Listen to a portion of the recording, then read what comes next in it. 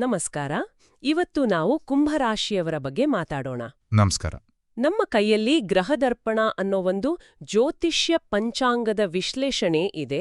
ಇದು ಫೆಬ್ರವರಿ 7ರಿಂದ 10ರವರೆಗಿನ ಕೇವಲ 4 ದಿನಗಳ ಬಗ್ಗೆ ಮಾತಾಡುತ್ತೆ. ಹೌದು.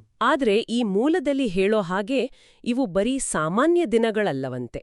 ಖಂಡಿತ ಇಲ್ಲ. ಕಳೆದ 1 ವರ್ಷದ ಕಷ್ಟಗಳೆಲ್ಲ ಮುಗಿದು ಒಂದು ಹೊಸ ಅಧ್ಯಾಯ ಶುರುವಾಗೋ ಸಮಯವಂತೆ. ಹಾಗಿದ್ರೆ ಏನಿದು ವಿಶೇಷ? ಈ 4 ದಿನಗಳಲ್ಲಿ ಅಂಥದ್ದೇನಿದೆ? ಇದರ ವಿಶೇಷತೆಗೆ ಮುಖ್ಯ ಕಾರಣ ಅಂದ್ರೆ ಗ್ರಹಗಳ ಒಂದು ಅಪರೂಪದ ಸಂಯೋಜನೆ. ಓ, ಅಂದ್ರೆ ನೋಡಿ, ಶನಿ, ಬುಧ ಮತ್ತೆ ಶುಕ್ರ ಇವು 3 ಪ್ರಮುಖ ಗ್ರಹಗಳು ಒಂದೇ ಸಮಯದಲ್ಲಿ ಕುಂಭರಾಶಿಯ ಮೇಲೆ ಪ್ರಭಾವ ಬೀರುತ್ತಿವೆ. ಓಕೆ. ಶನಿ ತೋ ಕುಂಭರಾಶಿಯ ಅಧಿಪತಿ ಕೂಡ ಅಲ್ವಾ? ಎಕ್ಸಾಕ್ಟ್ಲಿ. ಸೊ ಅಧಿಪತಿಯೇ ತನ್ನ ಮನೆಯಲ್ಲಿದ್ದಾಗ ಅದರ ಪ್ರಭಾವ ಹೆಚ್ಚಿರುತ್ತೆ.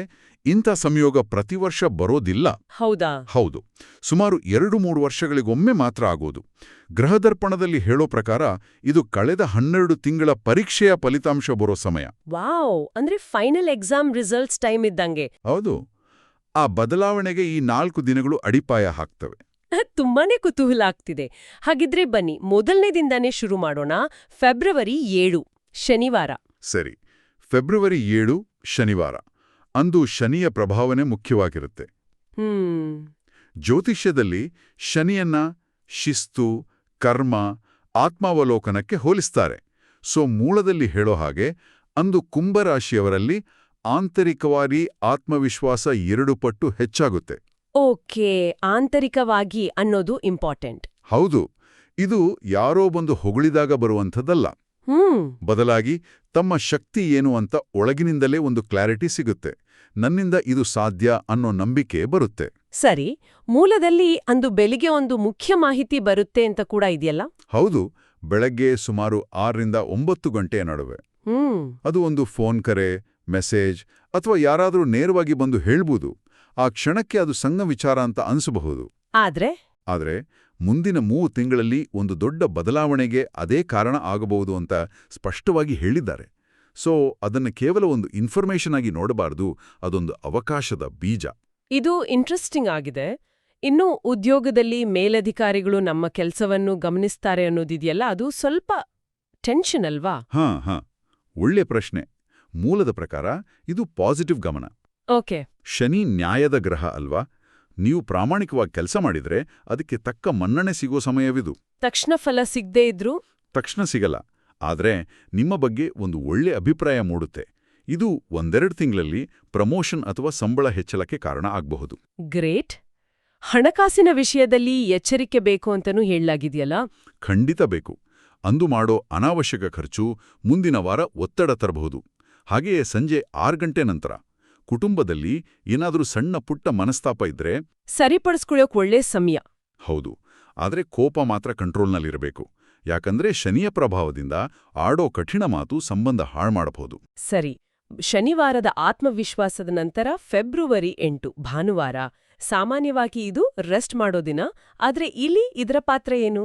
ಗ್ರಹದರ್ಪಣದಲ್ಲಿ ಇದನ್ನ ವಿಶ್ರಾಂತಿಯ ದಿನ ಅಂತ ಹೇಳಿಲ್ಲ. ಇದನ್ನ ಯೋಜನೆಯ ದಿನ ಅಂತ ಹೇಳಿದ್ದಾರೆ. Planning day. ಹೌದು. ಶನಿವಾರ ಬಂದ ಮಾಹಿತಿ, ಮೂಡಿದ ಆತ್ಮವಿಶ್ವಾಸ ಇದೆಲ್ಲ ಇಟ್ಕೊಂಡು ಮುಂದಿನ ದಾರಿ ಹೇಗಿರಬೇಕು ಅಂತ ಒಂದು ನೀಲನಕ್ಷೆ ರೆಡಿ ಮಾಡೋ ದಿನ. ಓ ಸರಿ. ಬೆಳಿಗ್ಗೆ 9:30ರಿಂದ ಮಧ್ಯಾಹ್ನ 1 ಗಂಟೆವರೆಗಿನ ಸಮಯ ತುಂಬಾ ಚೆನ್ನಾಗಿರುತ್ತೆ. ನಿಂತೋಗಿದ್ದ ಕೆಲಸಗಳು ಮತ್ತೆ ಶುರುವಾಗಬಹುದು. ಅಥವಾ ಬರ್ಬೇಕಿದ್ದ ಹಣ ಕೈ ಸೇರ್ಬೋದು. ಹೌದು. ಅಂಥ ಸೂಚನೆಗಳು ಸಿಗ್ತವೆ. ಅದೃಷ್ಟ ಸಂಖ್ಯೆಗಳು 3 ಮತ್ತು 6 ಅಂತಾನೂ ಉಲ್ಲೇಖಿಸಲಾಗಿದೆ. ಸಾಮಾನ್ಯವಾಗಿ ಜನ ಇದನ್ನ ಅಷ್ಟು ಸೀರಿಯಸ್ ಆಗಿ ತಗೊಳ್ಳಲ್ಲ. ಏನಿದರ ಅರ್ಥ? ಮೂಲತಃ ಸಂಖ್ಯೆಗಳು ಕೇವಲ ಅಂಕಿಗಳಲ್ಲ, ಅವುಗಳಿಗೆ ಒಂದು ಶಕ್ತಿ ಇರುತ್ತೆ. ಇಲ್ಲಿ 3 ಗುರುವನ್ನ ಪ್ರತಿನಿಧಿಸುತ್ತೆ, ಅಂದ್ರೆ ಜ್ಞಾನ. 6 ಶುಕ್ರನನ್ನ, ಅಂದ್ರೆ ಸಂಪತ್ತು ಮತ್ತೆ ಸೃಜನಶೀಲತೆ. ಓ ಹಾಗಾ? ಸೊ ಅಂದು ನೀವು ಮಾಡೋ ಪ್ಲಾನ್ಗಳಲ್ಲಿ ಜ್ಞಾನ ಮತ್ತೆ ಕ್ರಿಯೇಟಿವಿಟಿ ಎರಡೂ ಸೇರಿದ್ರೆ ಯಶಸ್ಸು ಖಚಿತ ಅನ್ನೋದು ಇದರ ಒಳಾರ್ಥ. ಸರಿ. ಇದೇ ದಿನ ಒಂದು ಸಣ್ಣ ಅವಕಾಶ ಕಾಣಿಸ್ಕೊಳ್ಬೋದು ಅಂತಾನೂ ಇದೆ. ಯಾವ ರೀತಿ? ಪಾರ್ಟ್ ಟೈಮ್ ಕೆಲಸ ಇರ್ಬೋದು, ಅಥವಾ ಯಾರೋ ಕೊಡುವ ಹೊಸ ಸಲಹೆ ಇರ್ಬೋದು. ಅದನ್ನ ಚಿಕ್ಕದು ಅಂತ ನಿರ್ಲಕ್ಷ್ಯ ಮಾಡಿದ್ರೆ ಮುಂದಿನ 6 ತಿಂಗಳಲ್ಲಿ ಪಶ್ಚಾತ್ತಾಪ ಪಡಬೇಕಾಗ್ಬೋದು ಅಂತ ಎಚ್ಚರಿಸಲಾಗಿದೆ. ಅದಕ್ಕೆ ಮೂಲದಲ್ಲಿ ಹೇಳೋದು ಅಂದು ಕನಿಷ್ಠ ಒಂದು ಅರ್ಧ ಗಂಟೆಯಾದರೂ ಒಬ್ಬರೇ ಕೂತು ಮುಂದಿನ ಒಂದು ವರ್ಷದ ಗುರಿಗಳ ಬಗ್ಗೆ ಸ್ಪಷ್ಟವಾಗಿ ಪ್ಲಾನ್ ಮಾಡಿ ಅಂತ. ಅಂದ್ರೆ ಶನಿವಾರ ಆತ್ಮಾವಲೋಕನ, ಭಾನುವಾರ ಪ್ಲಾನಿಂಗ್. ಈಗ ನಾವು ಬರ್ತಾ ಇರೋದು ಈ ಸರಣಿಯ ಕೇಂದ್ರಬಿಂದು.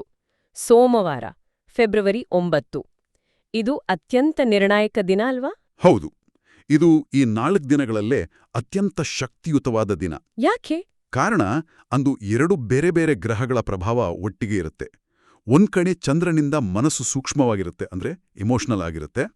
ಇನ್ನೊಂದು ಕಡೆ ಬುಧನ ಪ್ರಭಾವದಿಂದ ಆಲೋಚನೆಗಳು ತುಂಬಾ ತರ್ಕಬದ್ಧ, ಅಂದ್ರೆ ಲಾಜಿಕಲ್ ಆಗಿರುತ್ತೆ. ಓ, ಎಮೋಷನ್ಸ್ ಮತ್ತು ಲಾಜಿಕ್ ಎರಡೂ ಒಟ್ಟಿಗೆ. ಎಕ್ಸಾಕ್ಟ್ಲಿ. ಈ ಅಪರೂಪದ ಕಾಂಬಿನೇಷನ್ನಿಂದ ನೀವು ಭಾವನೆಗೂ ಹೆಚ್ಚು ಬೆಲೆ ಕೊಡದೆ, ಬರೀ ತರ್ಕಕ್ಕೂ ಜೋತು ಬೀಳದೆ, ನಿಮ್ಮ ಅನುಭವದ ಆಧಾರದ ಮೇಲೆ ಒಂದು ಸಮತೋಲಿತ ನಿರ್ಧಾರ ತಗೊಳ್ತೀರಿ. ಇದೇ ಕಾರಣಕ್ಕೆ ಆ ದಿನದ ನಿರ್ಧಾರಕ್ಕೆ ಅಷ್ಟು ಮಹತ್ವ ಇರೋದು. ಗ್ರಹದರ್ಪಣದಲ್ಲಿ ಹೇಳೋ ಪ್ರಕಾರ ಆ ದಿನದ ಒಂದು ನಿರ್ಧಾರ ಮುಂದಿನ 5ರಿಂದ 7 ವರ್ಷಗಳ ಜೀವನದ ದಿಕ್ಕನ್ನೇ ಬದಲಾಯಿಸಬಹುದು ಅಂತ. ಹೌದು. 5ರಿಂದ 7 ವರ್ಷ ಅನ್ನೋದು ತುಂಬಾ ದೊಡ್ಡ ಅವಧಿ. ಒಂದು ದಿನದ ನಿರ್ಧಾರಕ್ಕೆ ಅಷ್ಟು ಶಕ್ತಿ ಹೇಗೆ ಬರುತ್ತೆ? ಅದನ್ನ ಹೀಗೆ ಅರ್ಥ ಮಾಡ್ಕೋಬೋದು. ಒಂದು ದೊಡ್ಡ ಹಡಗು ಸಮುದ್ರದಲ್ಲಿ ಹೋಗ್ಬೇಕಾದ್ರೆ ಅದರ ದಿಕ್ಕನ್ನ ಕೇವಲ 1 ಡಿಗ್ರಿ ಬದಲಿಸಿದ್ರೂ ಸಾಕು. ಸಾವಿರಾರು ಮೈಲಿ ಪ್ರಯಾಣದ ನಂತರ ಅದು ತಲುಪೋ ಜಾಗನೇ ಬೇರೆ ಆಗಿರುತ್ತೆ. ಹೌದು. ಹಾಗೆಯೇ ಈ ದಿನ ನೀವು ತೆಗೆದುಕೊಳ್ಳುವ ನಿರ್ಧಾರ, ಅದು ನಿಮ್ಮ ಜೀವನದ ಪಥದಲ್ಲಿ ಒಂದು ಸಣ್ಣ ಆದರೆ ಬಹಳ ಮುಖ್ಯವಾದ ಡಿಗ್ರಿ ಬದಲಾವಣೆ ತರತ್ತ. ವಾವ್, ಅದ್ಭುತವಾದ ಹೋಲಿಕೆ. ಇದರ ಪರಿಣಾಮ ತಕ್ಷಣ ಕಾಣಿಸಲ್ಲ, ಆದರೆ 5-6 ವರ್ಷಗಳ ನಂತರ ನೀವೇ ತಿರುಗಿ ನೋಡಿದಾಗ ಗೊತ್ತಾಗತ್ತೆ, ಅಂದು ಆ ನಿರ್ಧಾರ ತಗೊಂಡಿದ್ದಕ್ಕೆ ಇವತ್ತು ನಾನು ಇಲ್ಲಿದ್ದೀನಿ ಅಂತೆ. ಇದು ನಿಜಕ್ಕೂ ಆಳವಾದ ಮಾತು. ಹಾಗಿದ್ರೆ ಉದ್ಯೋಗ, ವ್ಯಾಪಾರ, ಕುಟುಂಬದ ಮೇಲೆ ಇದರ ತಕ್ಷಣದ ಪರಿಣಾಮಗಳೇನು? ಉದ್ಯೋಗದಲ್ಲಿ ನಿಮ್ಮ ಬಗ್ಗೆ ನಿಮ್ಮ ಗೈರು ಹಾಜರಿಯಲ್ಲಿ ಚರ್ಚೆ ಆಗಬಹುದು. ಸೊ, ಶಿಸ್ತು ಬಹಳ ಮುಖ್ಯ. ಅದರಲ್ಲೂ ಬೆಳಗ್ಗೆ 10ರಿಂದ ಮಧ್ಯಾಹ್ನ 2ರವರೆಗೆ ಮಾಡುವ ಕೆಲಸ ಹೆಚ್ಚು ಗಮನಕ್ಕೆ ಬರುತ್ತೆ. ವ್ಯಾಪಾರದಲ್ಲಿರೋರ್ಗೆ ಅವ್ರಿಗೆ ಇದೊಂದು ಗುಡ್ ನ್ಯೂಸ್. ಕೆಲವು ತಿಂಗಳಿಂದ ಅನುಭವಿಸ್ತಿದ್ದ ನಷ್ಟದ ಸರಣಿ ಮುಗಿಯೋ ಸೂಚನೆ ಸಿಗಲಿದೆ. ಹೊಸ ಗ್ರಾಹಕರು ಬರಬಹುದು. ಸರಿ. ಇನ್ನು ಕುಟುಂಬದಲ್ಲಿ ಒಂದು ಭಾವನಾತ್ಮಕ ಚರ್ಚೆ ಆಗಬಹುದು. ಆದರೆ ಮೂಲದಲ್ಲಿ ಇದನ್ನ ಜಗಳ ಅಂತ ಹೇಳಿಲ್ಲ, ಇದೊಂದು ಪರಿಹಾರದ ಮಾತುಕತೆ ಅಂತ ಹೇಳಿದ್ದಾರೆ. ಓಕೆ. ತಾಳ್ಮೆಯಿಂದ ಕೇಳಿಸ್ಕೊಂಡ್ರೆ ಬಹಳ ದಿನಗಳಿಂದ ಕಾಡ್ತಿದ್ದ ಒಂದು ಸಮಸ್ಯೆಗೆ ಪರಿಹಾರ ಸಿಗಬಹುದು. ಸರಿ. ಸೋಮವಾರದ ಈ ದೊಡ್ಡ ನಿರ್ಧಾರದ ನಂತರ ಮಂಗಳವಾರ ಫೆಬ್ರವರಿ 10, ಅದು ಇದರ ಮುಂದುವರೆದ ಭಾಗವೇ? ಅದ್ಭುತವಾಗಿ ಕೇಳಿದ್ರಿ. ಹೌದು, ಫೆಬ್ರವರಿ 10 ಮಂಗಳವಾರವನ್ನ ದೈವಾನುಗ್ರಹದ ದಿನ ಅಂತ ಮೂಲದಲ್ಲಿ ಹೇಳಿದ್ದಾರೆ. ದೈವಾನುಗ್ರಹ ಅಂದ್ರೆ? ಅಂದ್ರೆ ಸುಮ್ನೆ ಕೂತ್ರೆ ಎಲ್ಲವೂ ಆಗತ್ತೆ ಅಂತಲ್ಲ. ನೀವು ಸೋಮವಾರ ತಗೊಂಡ ನಿರ್ಧಾರವನ್ನ ಕಾರ್ಯರೂಪಕ್ಕೆ ತರಲು ಬೇಕಾದ ಧೈರ್ಯ, ಶಕ್ತಿ ಸಿಗೋ ದಿನ. ಅಂದು ಅಂಗಾರಕನ ಅಂದ್ರೆ ಮಂಗಳನ ಪ್ರಭಾವ ಹೆಚ್ಚಿರುತ್ತೆ. ಇದರಿಂದ ಧೈರ್ಯ ಜಾಸ್ತಿ ಆಗತ್ತೆ. ಆದ್ರೆ ಕೋಪ ಕೂಡ ಜಾಸ್ತಿ ಆಗ್ಬೋದಲ್ಲ? ಖಂಡಿತ. ಹಾಗಾಗಿ ಆವೇಶವನ್ನ ಕಂಟ್ರೋಲ್ ಮಾಡಬೇಕು. ಅಂದು ಬೆಳಗ್ಗೆ 5:30ರಿಂದ 7 ಗಂಟೆಯ ನಡುವಿನ ಸಮಯ ಹೊಸ ಕೆಲಸ ಶುರು ಮಾಡಕ್ಕೆ ತುಂಬಾ ಒಳ್ಳೆಯದು. ಹಣಕಾಸು ಮತ್ತು ಆರೋಗ್ಯದ ದೃಷ್ಟಿಯಿಂದ ಈ ದಿನ ಹೇಗಿರುತ್ತೆ? ಆರ್ಥಿಕವಾಗಿ ನೀವು ಹಿಂದೆ ಎಲ್ಲೋ ಮಾಡಿದ ಇನ್ವೆಸ್ಟ್ಮೆಂಟ್ನಿಂದ ಸಣ್ಣದಾಗಿ ಲಾಭ ಬರಲು ಶುರುವಾಗುತ್ತೆ. ಅದು ಒಳ್ಳೆ ಸೈನ್. ಹೌದು. ಇದು ದೊಡ್ಡ ಮೊತ್ತ ಆಗದೇ ಇರ್ಬೋದು, ಆದರೆ ನಿಮ್ಮ ಫೈನಾನ್ಷಿಯಲ್ ಸ್ಥಿತಿ ಪಾಸಿಟಿವ್ ಆಗ್ತಿದೆ ಅನ್ನೋದರ ಸಂಕೇತ ಅದು. ಆರೋಗ್ಯದ ಬಗ್ಗೆ ಸ್ವಲ್ಪ ಗಮನ ಇರ್ಲಿ. ಏನಾಗ್ಬೋದು? ರಕ್ತದೊತ್ತಡ, ತಲೆನೋವಿನ ಸಮಸ್ಯೆಗಳು ಕಾಣಿಸಬಹುದು. ಆದ್ರೆ ಅದೆಲ್ಲ ತಾತ್ಕಾಲಿಕ. ಆಹಾರ, ನಿದ್ರೆಯಲ್ಲಿ ಶಿಸ್ತು ಪಾಲಿಸಿದ್ರೆ ಸಾಕು. ಕೊನೆಗೆ ಕುಟುಂಬದ ಕುಟುಂಬದಲ್ಲಿ ಒಂದು ಶುಭ ಸಮಾಚಾರ ಕೇಳುವ ಸಾಧ್ಯತೆ ಇದೆ. ಅದು ಮನಸ್ಸಿಗೆ ತುಂಬಾ ಸಂತೋಷ ಕೊಡುತ್ತೆ. ಓಕೆ, ಈಗ ಈ 4 ದಿನಗಳನ್ನ ಒಟ್ಟಾಗಿ ನೋಡಿದ್ರೆ ಇದೊಂದು ಸ್ಪಷ್ಟವಾದ ಪ್ರಕ್ರಿಯೆ ಹಾಗೆ ಕಾಣ್ತಿದೆ. ಶನಿವಾರದ ಆತ್ಮಾವಲೋಕನ, ಭಾನುವಾರದ ಯೋಜನೆ, ಸೋಮವಾರದ ನಿರ್ಧಾರ ಮತ್ತು ಮಂಗಳವಾರದ ಕಾರ್ಯರೂಪ. ನಿಖರವಾಗಿ ನೀವು ಹೇಳಿದ್ದು ಪರ್ಫೆಕ್ಟ್. ಗ್ರಹದರ್ಪಣ ಕೂಡ ಇದನ್ನ ಒಂದು ಪರಿವರ್ತನೆಯ ಚಕ್ರವಾಗಿಯೇ ನೋಡುತ್ತೆ. ಹಾಗಿದ್ರೆ ಈ ಚೌಕಟ್ಟಿನಲ್ಲಿ ಹಣಕಾಸಿನ ಸ್ಥಿತಿಯನ್ನ ಹೇಗೆ ನೋಡ್ಬೋದು? ಹಣಕಾಸಿನ ವಿಚಾರದಲ್ಲಿ ಈ 4 ದಿನಗಳನ್ನ 2ನೇ ಅವಕಾಶ ಅಂತ ಕರೆಯಲಾಗಿದೆ. ಹಣ 3 ಕಡೆಯಿಂದ ಬರಬಹುದು. 1, ಹಳೆಯ ಬಾಕಿ ವಸೂಲಿ. 2, ಹೊಸದೊಂದು ಸಣ್ಣ ಆದಾಯದ ಮೂಲ. ಅಥವಾ 3, ಸೋಮವಾರದ ನಿರ್ಧಾರದಿಂದ ಬರುವ ಅನಿರೀಕ್ಷಿತ ಲಾಭ. ಇಲ್ಲಿ ಮುಖ್ಯ ಸಲಹೆ ಏನು? ಬಂದ ಹಣವನ್ನ ತಕ್ಷಣ ಖರ್ಚು ಮಾಡಬೇಡಿ. ಭಾನುವಾರ ಮಾಡಿದ ಪ್ಲಾನ್ ಪ್ರಕಾರ ಅದನ್ನ ಬಳಸಿ ಅನ್ನೋದು. ಇನ್ನು ಉದ್ಯೋಗ ಮತ್ತು ವ್ಯಾಪಾರದ ಬಗ್ಗೆಯೂ ಹೀಗೆ ಹೇಳಬಹುದಾ? ಹಿಂದಿನ ತಪ್ಪುಗಳಿಂದ ಕಲಿಯೋ ಸಮಯ ಅಂತ ಹೇಳ್ದ್ರಿ. ಹೌದು. ವೃತ್ತಿ ಜೀವನದಲ್ಲಿ ಹಿಂದಿನ ಪ್ರಯತ್ನಗಳು ಯಾಕೆ ಫೇಲ್ ಆಯ್ತು ಅಂತ ಶನಿವಾರದ ಆತ್ಮಾವಲೋಕನದಲ್ಲಿ ಗೊತ್ತಾಡುತ್ತೆ. ಇದು ನಿರಾಶೆ ಪಡ್ಲಿಕ್ಕಲ್ಲ, ಕಲೀಲಿಕ್ಕೆ. ಹ್ಮ್ ಉದ್ಯೋಗಿಗಳಿಗೆ ತಡವಾಗಿಯಾದರೂ ಮನ್ನಣೆ ಸಿಗಲಿದೆ ಮತ್ತು ಮುಂದಿನ 30 ದಿನಗಳಲ್ಲಿ ಒಂದು ಹೊಸ ಉತ್ತಮ ಅವಕಾಶ ಬರೋ ಸಾಧ್ಯತೆ ಇದೆ ಅಂತ ಮೂಲದಲ್ಲಿ ಬಲವಾಗಿ ಹೇಳಿದ್ದಾರೆ.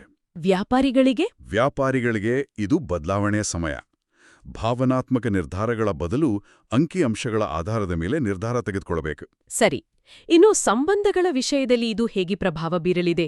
ಕೆಲವೊಮ್ಮೆ ಇಂಥ ಬದಲಾವಣೆಗಳು ಸಂಬಂಧಗಳಲ್ಲಿ ಬಿರುಗುದರಬಹುದಲ್ಲ? ನಿಜ. ಆದರೆ ಇಲ್ಲಿನ ಬದಲಾವಣೆ ಪಾಸಿಟಿವ್.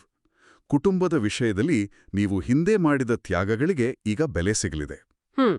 ಇನ್ನೊಂದು ಇಂಟ್ರೆಸ್ಟಿಂಗ್ ವಿಷಯ ಅಂದ್ರೆ, ಈ 4 ದಿನಗಳಲ್ಲಿ ನಿಮ್ಮ ನಿಜವಾದ ಸ್ನೇಹಿತರು ಯಾರು, ನಿಮ್ಮನ್ನು ಯಾರು ಬಳಸ್ಕೊಂಡ್ರು ಅನ್ನೋ ಸ್ಪಷ್ಟತೆ ಸಿಗುತ್ತೆ. ಅಂದ್ರೆ ಕೆಲವು ಸಂಬಂಧಗಳು ದೂರ ಆಗ್ಬಹುದಾ? ಆಗ್ಬೋದು, ಆದ್ರೆ ಅದು ನಿಮ್ಮ ಒಳ್ಳೆಯದಕ್ಕೇ ಆಗಿರುತ್ತೆ. ಇದೊಂದು ರೀತಿಯ ಶುದ್ಧೀಕರಣ ಪ್ರಕ್ರಿಯೆ ಇದ್ಹಾಗೆ. ಈ ಶಕ್ತಿಯುತ ಸಮಯದಲ್ಲಿ ಅನುಸರಿಸಬೇಕಾದ ಏನಾದ್ರೂ ನಿರ್ದಿಷ್ಟ ಸಲಹೆಗಳನ್ನ ಗ್ರಹದರ್ಪಣದಲ್ಲಿ ಕೊಟ್ಟಿದ್ದಾರಾ? ಹೌದು. 2 ಪ್ರಮುಖ ಮತ್ತು ಸರಳವಾದ ಪರಿಹಾರಗಳನ್ನ ಹೇಳಿದ್ದಾರೆ. ಮೊದಲನೇದು ಮಂತ್ರ. ಓಕೆ. ಓಂ ನಮಃ ಶಿವಾಯ ಮಂತ್ರವನ್ನ ದಿನಕ್ಕೆ ಕನಿಷ್ಠ 11 ಬಾರಿ ಜಪಿಸಲು ಹೇಳಿದ್ದಾರೆ. ಯಾಕೆ? ಶಿವ ಲಯಕಾರಕ ಅಲ್ವಾ? ಅಂದ್ರೆ ಹಳೆಯ ನೆಗೆಟಿವ್ ವಿಚಾರಗಳನ್ನು ನಾಶ ಮಾಡಿ ಹೊಸದಕ್ಕೆ ಜಾಗ ಮಾಡಿಕೊಡುವನು. ಈ ಮಂತ್ರ ಮನಸ್ಸಿನ ಭಯವನ್ನ ಕಡಿಮೆ ಮಾಡಿ ಸ್ಪಷ್ಟವಾಗಿ ಯೋಚಿಸಲು ಸಹಾಯ ಮಾಡುತ್ತೆ. ಇದು ಮನಸ್ಸನ್ನ ಸ್ಥಿರಗೊಳಿಸಲು. ಎರಡನೇ ಸಲಹೆ ಏನು? ಎರಡನೇದು ದಾನಧರ್ಮ. ಇಲ್ಲಿ ದೊಡ್ಡ ದಾನಗಳೇ ಬೇಕಂತಿಲ್ಲ.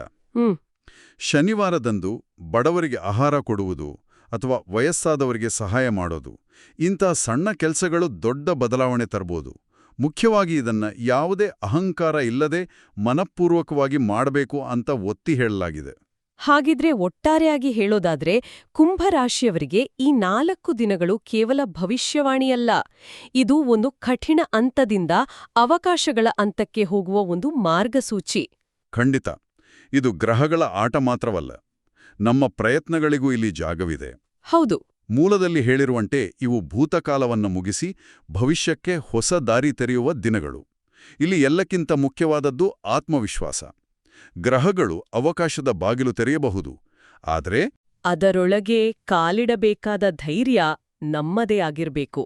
ನಿಖರವಾಗಿ ನಿಮ್ಮ ಮೇಲೆ ನಿಮಗೆ ನಂಬಿಕೆ ಬಂದಾಗ ದೈವವು ನಿಮ್ಮ ಜೊತೆಗಿರುತ್ತೆ ಅನ್ನೋದೇ ಈ ಇಡೀ ವಿಶ್ಲೇಷಣೆಯ ಸಾರ.